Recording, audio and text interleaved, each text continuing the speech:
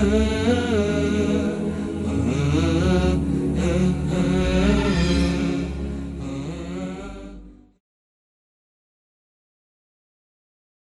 الله الرحمن الرحيم. الحمد لله رب العالمين، وصلى الله وسلم وبارك على المبعوث رحمة للعالمين نبينا محمد وعلى آله وصحبه أجمعين. أما بعد، السلام عليكم ورحمة الله وبركاته.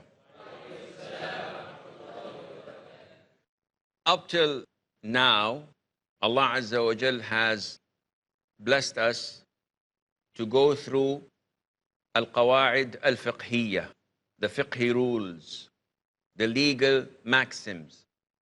And we finished one of the major fiqhi rules, and that is al-umur bimaqasidiha. Actions are by their intentions. We move on to the second fiqhi rule, and this qa'idah is known as qa'idat al-yaqeen la yazulu bil-shak. Certainty is not removed by doubt. And this is learnt from the Quran and from the Sunnah. Allah Azza wa Jal says, وَمَا يَتَّبِعُ أَكْثَرُهُمْ إِلَّا ظَنَّ إِنَّ الظَّنَّ لَا يُغْنِي مِنَ الْحَقِّ شَيْئًا. And most of them do not follow anything but dhann, suspicion, doubt. Indeed, dhann does not avail anything against al-haqq, which is the truth or certainty. And in the hadith, a man complained to the Prophet ﷺ that he finds something while in prayer, something that moves in his guts as if he has passed wind. And the Prophet said ﷺ he should not leave the prayer until he hears a sound or finds a smell, meaning that what is certain is not removed by what is not certain. And certainty is the norm.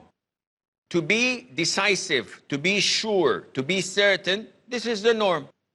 So if you're certain and sure, nothing changes this except if something that is as sure and as certain. And this is a very, very, very important rule that can be used in all our affairs. And we will find that it is a little bit long because scholars have looked into it and had managed to get sub-rules coming out of it. And it has a very strong affiliation and effect. Now, this rule applies to many scenarios. For example, I pray Fajr on time. And of course, before praying Fajr, I made wudu. I went to the office. At 11 o'clock, 12 o'clock, I want to prepare for Dhuhr prayer. So I go and I think, should I make wudu or not? Now, I am doubtful. Did I break my wudu after Fajr or not? Did I go to the bathroom or not? Do you get these doubts at school? All the time. You get these doubts because it comes, and this is the job and occupation of shaitan, trying to confuse you. I have to apply this rule on my situation. There is certainty and there is doubt. What is certain? That I left home in the state of wudu because I prayed Fajr. Definitely I know that I was in the state of wudu. What is the doubt? Did I break my wudu or not? So what should I do? I should take the doubt and throw it in the dustbin, in the garbage, which means that I am still in wudu. I don't have to renew my wudu. Understood? Now let's reverse it. Someone remembers that after praying Fajr, he went to the toilet. Or, another example, someone wakes up from sleep and he dresses at 7 o'clock after Fajr. He prayed Fajr and went to bed. He woke up, put on his clothes, he went to his job, his school, his university at 8 o'clock, 9 o'clock. 12:30, it is time for dhuhr. He goes to think, am I in the state of wudu or not? I think I made wudu. Maybe I made wudu, I'm not sure. What is certain? That you woke up from sleeping, and waking up from sleeping nullifies your wudu. So you're not in the state of wudu. What is the doubt? Did I make wudu or not? Take the doubt and throw it away. You have to make wudu because you are not in the state of wudu.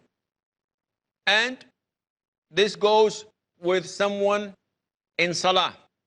I'm praying a 4 rak'ah prayer, dhuhr or asr or isha, on my own. There is no masjid near to me.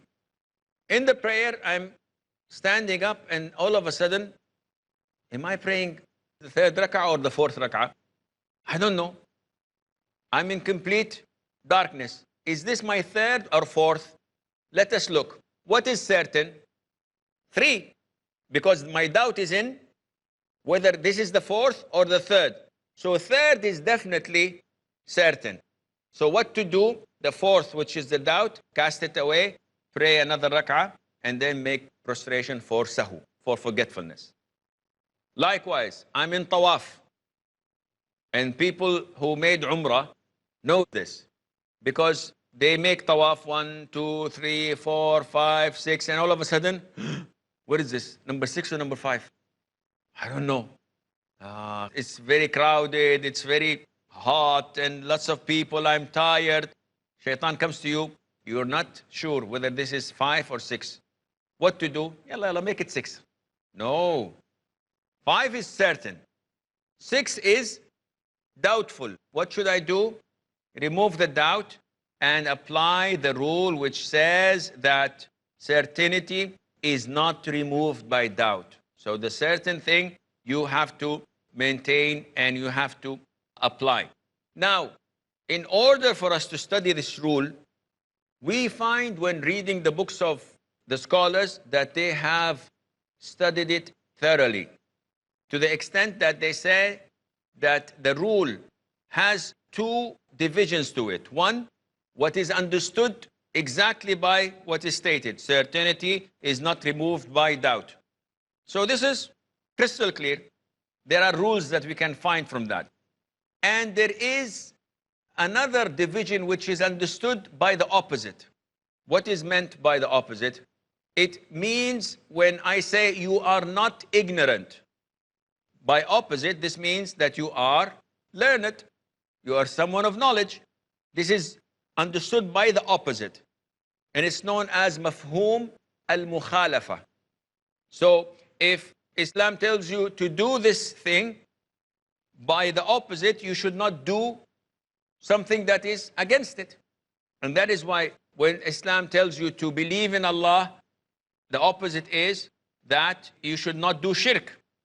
When the Prophet says, alayhi salatu wasalam, whomever Allah intends well for him, He will grant him understanding in deen.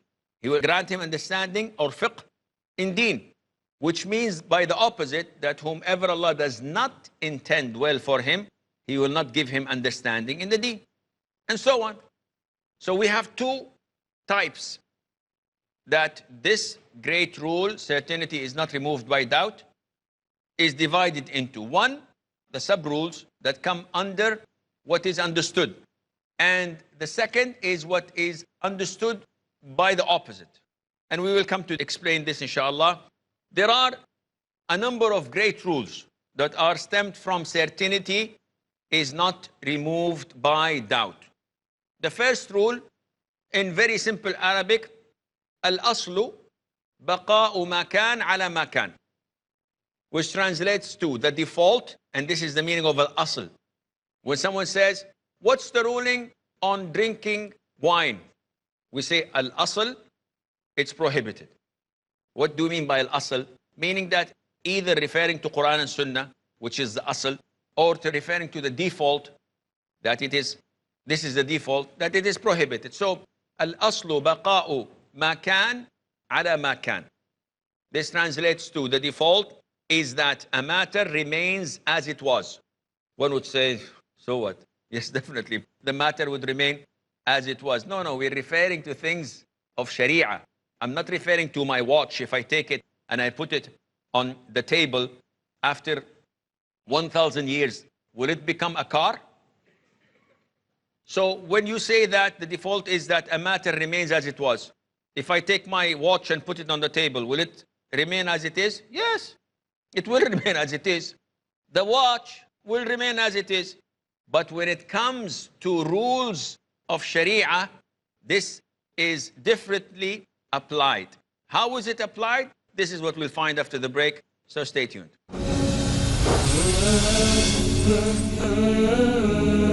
Assalamu alaikum and welcome back. So, don't look at my watch. I'm not going to put it on the table. It will remain as it is. But how can we apply this sub-rule which says that the default is that a matter remains as it was? This is related to certainty is not removed by doubt. So anything that is certain, it stays and remains as it is.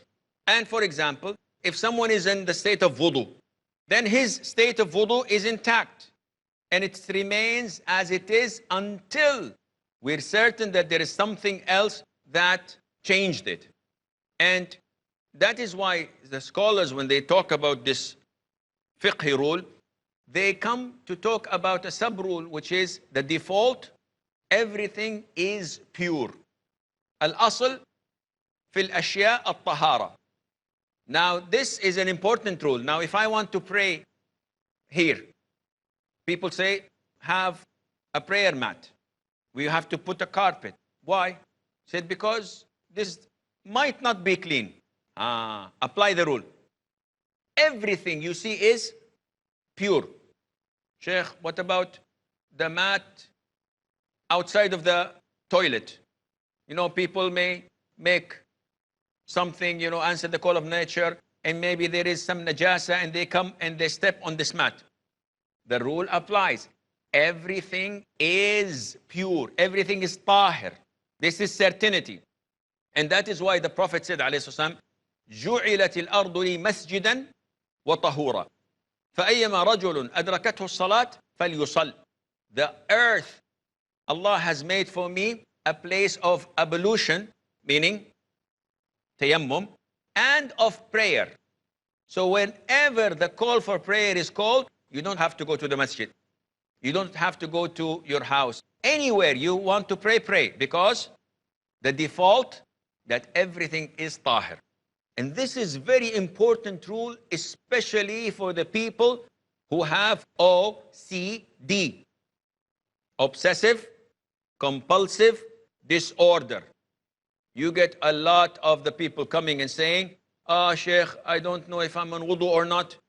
I answer the call of nature and I spend in the bathroom half an hour to clean myself from 1 or 2 drops of urine. This is obsessive. When you tell the brother, please pray, he said, no, I have to pray and put my handkerchief or special prayer mat. Why? I don't know, maybe this is not clean. Okay, shake hands with this gentleman. Said, no, I don't know, maybe he's not clean. Okay, pray behind this imam. I don't know, maybe he's mushrik. This is how it progresses, huh? And this is the importance of applying these rules so that you can worship Allah Azza wa Jal nicely. And that is why these doubts, when it comes to you, set up your priorities. You say, maybe, no, maybe throw it in the dustbin. Maybe the imam is mushrik. Maybe he did not recite the Fatiha in Dhuhr. Why don't you pray behind him? Maybe he doesn't recite the Fatiha. What about you? He said, I recite the Fatiha. You're married? He said, yes. Maybe you divorced your wife. I didn't divorce my wife. Maybe. So you open the door for maybes and you end up in a very bad situation. You apply these fiqh rules, understand them, embrace them. Then you understand that everything is clear. I come to make salah. I have to make wudu. There's a bucket with water in it. Maybe it's not pure. Maybe a child came and urinated in it. Maybe something happened to it. Akhi, everything is clean. Everything is pure. Do you see najasa? Do you see impurities? Color, taste, smell? No. But there is some dust in it. There is some rust. Sometimes when you open the water tap, there comes yellow water because of the rust of the pipes. Maybe this is najasa. No, don't say maybe.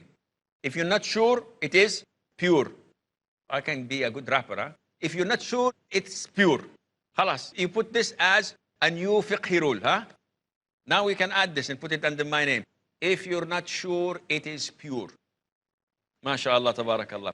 So this is a very important rule. This brings us to a concept in usul al-fiqh that the scholars got out of this. They call it al-istishab. They call it al-istishab. Sahib means companion. Suhbah means companionship. Istishab is accompanying the default. What originally was, it remains as it is. So this certainty is not removed by doubt, is found in al-istishab. What is al-istishab? How many rules can we get from it? The sky is the limit. And maybe this is not the right time to go through it because of the time constraints. But inshallah, I will give you a very brief introduction to it so that you can understand how the scholars differ from normal people. Because we take things as granted. Where is your dalil?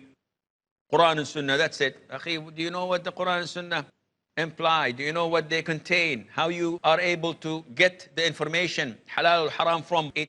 No. So why do you want the dalil? You have to understand the process of thinking, of analyzing, so that you can learn it, inshallah, in a better way. We open the floor for questions. Yes, Brother Hatim. Assalamu alaikum. Salamullah. Sheikh, what is the ruling in case of forgetfulness of the certainty? For example, before the Fajr Salah, I remember that I have done wudu. Just after the Fajr Salah, I pass on wind. And now I'm certain that my wudu is broken. At the time of Asr, what was uncertain has become certain. I remember that I have done wudu, but I forget about the certainty at that moment of time that, I had passed wind. So now I am certain that I had done wudu, but I have forgotten that, I had also passed wind. So in this case, I have forgotten what was certain at one moment of time. Yes, but now you remembered. So see, what counts, don't put hypothetical questions. Because now you say, I forgot. Okay, if you forgot, khalas. You apply what you are certain of. Yeah, but I may have forgotten. Now this is something that is not certain. Allah Azza wa Jal holds you accountable for what you remember. رَبَّنَا لَا تُؤَاخِذْنَا إِن نَسِينَا أَوْ أَخْطَأْنَا. Oh Allah, don't burden us if we forget or make a mistake. So if you forget and no one is to remind you, Allah Azza wa Jal would not ask you, why did you forget? This is impossible. Allah is the most merciful. So let us look at your scenario in an objective way. An individual prayed Fajr and he does not remember anything that relates to breaking his wudu. What does he do? Continue. But if you tell me, I forgot, now I remembered. Okay. I got from my home, I did wudu, I prayed Fajr, I broke my wudu. Dhuhr time, I forgot that I broke my wudu. So I prayed Dhuhr. After half an hour, I remembered that, I broke my wudu at 10 o'clock. What should I do? Repeat your Dhuhr. Because your Dhuhr is invalid. But if you did not remember, khalas, Allah Azza wa Jal is not going to burden you and you're not going to care because this is something you have forgotten. So I hope this answers your question. Yes, Akhi. Sheikh, is majority a hujjah in Islam? For example, if a majority of Musalli, they are sure, they are not have a doubt that they are sure that the Imam has prayed 3 rakats. And Imam and few of the Musallis, they are sure they have completed the Salah. So will majority have a stand here? In this? First of all, hujjah means that something that can be followed, an evidence or a proof. And he's asking about 2 different situations. One, is the majority a proof to follow or not? Ideally speaking, no. What we're supposed to follow is the Quran and Sunnah. So if the majority of schools of thought say that you have to do this, and 1 or 2 of the scholars or a school of thought says, no, this is not right, and they have the evidence backing them, who should we follow? The majority or the evidence? For example, the Prophet said ﷺ in Sahih al-Imam Muslim, one of the highest authentic books of hadith, Bukhari and Muslim, he was asked, shall we make ablution after eating camel's meat? He said, yes. Shall we make ablution after eating mutton? He said, if you wish. Which means that eating camel's meat breaks your wudu. The majority of scholars say it doesn't. Who should we follow? Definitely the hadith, which happens to be the opinion of Imam Ahmad. Now your situation is different. What you're asking about is when the Imam thinks something and believes it, and the followers think something and believe it. Example, we're praying Dhuhr. Dhuhr is 4 rak'ahs.